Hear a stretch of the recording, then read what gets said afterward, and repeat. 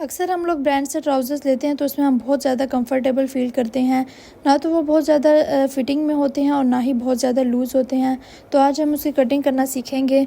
इस तरह से फैब्रिक को रॉन्ग साइड पर बिछा लिया है और जो ओपन साइड है उसको अपनी तरफ रख लिया है और साइड पे भी कटिंग कर लिया है। सबसे पहले करेंगे ये कि जो ऊपर फ्रंट वाला पार्ट है उस फैब्रिक को हम 2 इंच नीचे की तरफ बिछा लेंगे इस तरह से और अच्छे से सेट कर लेंगे। 2 इंच पर एक इस तरह से निशान लगाएंगे और एक सीधी लाइन ड्रॉ कर लेंगे और इस फैब्रिक को इस तरह से फिर फोल्ड कर लेंगे। फोल्ड करने के बाद आसन की लंबाई का निशान लगाएंगे जो कि मैं लगा रही हूँ 11 इंच पर। 11 इंच पर निशान लगाने के बाद हम लोग हिप्स का निशान लगाएंगे जो कि 13 इंच पर लगा रही हूँ। 13 इंच पर एक निशान लगाने के बाद एक और निशान हम ऊपर की तरफ 13 इंच पर लगाएंगे और ये निशान लगाने के बाद दोनों निशानों को आपस में मिला लेंगे, एक सीधी लाइन ड्रॉ कर लेंगे। ये जहाँ पे हमारे पास कॉर्नर बन रहा है वहाँ पर 1.5 इंच का निशान लगा लेंगे और 2 इंच का निशान एक यहाँ पे लगा लेंगे और दोनों निशानों को मिलाते हुए एक गुलाई में निशान लगा लेंगे। अब ट्राउज़र की लेंथ मैं इधर 36 इंच रख रही हूँ और 2.5 इंच नीचे से फोल्डिंग के लिए रखा है। आपको जितना चौड़ाई में पसंद है आप उतना फोल्डिंग के लिए कपड़ा रख सकते हैं।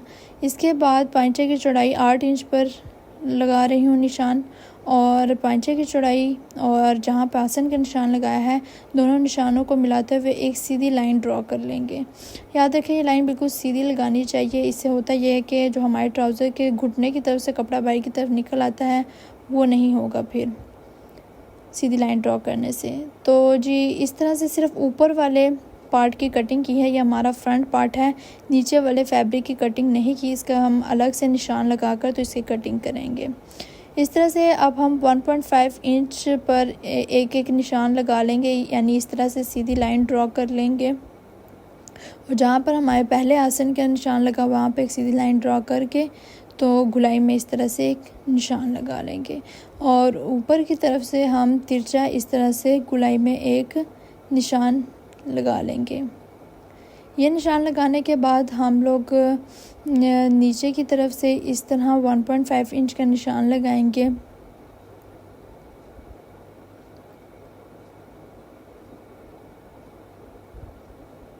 इस तरह से एंड तक 1.5 इंच का निशान लगाने के बाद हम लोग सिंपली इसकी कटिंग कर देंगे। बहुत ही इजी मेथड है और इंशाल्लाह इसकी स्टिचिंग की वीडियो भी मैं आपके साथ ज़रूर शेयर करूँगी। आपने लाजमी देखना है, बहुत सारी टिप्स एंड ट्रिक्स हैं उसमें। जो हमारी शलवार की शेप अच्छी नहीं बनती है उसमें सब कुछ मैंने सिखाया हुआ है कि किस तरह से आपने स्टिच करना है। तो जी इसकी इस तरह से कटिंग हो गई है। ये हमारा फ्रंट पार्ट है और जो बैक बढ़ा हुआ हिस्सा है वो हमारा बैक पार्ट है। तो यहाँ पे एक कटिंग का रिकॉर्ड करना मैं भूल गई थी, वो साइड की कटिंग है। इस तरह से आपने तिरछा एक निशान लगा के कटिंग कर लेने हैं, नीचे से 1.5 इंच पर मार्क करते हुए इस तरह से तिरछी कटिंग कर देनी है।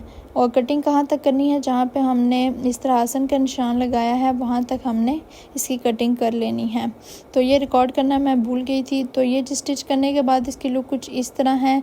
इस पर मैंने लूप्स, पता नहीं इसको कहते हैं कि हुक्स, इस तरह से मैंने इसको लगाए हैं जो हैंग करने के लिए यूज़ होते हैं। अक्सर ब्रांड्स के शलवारों पे, ट्राउज़र्स पे लगी होती हैं। और प्लेट्स किस तरह से डालते हैं ये सब हम नेक्स्ट वीडियो में देखेंगे। इसकी स्टिचिंग की वीडियो भी इंशाल्लाह अपलोड करूँगी।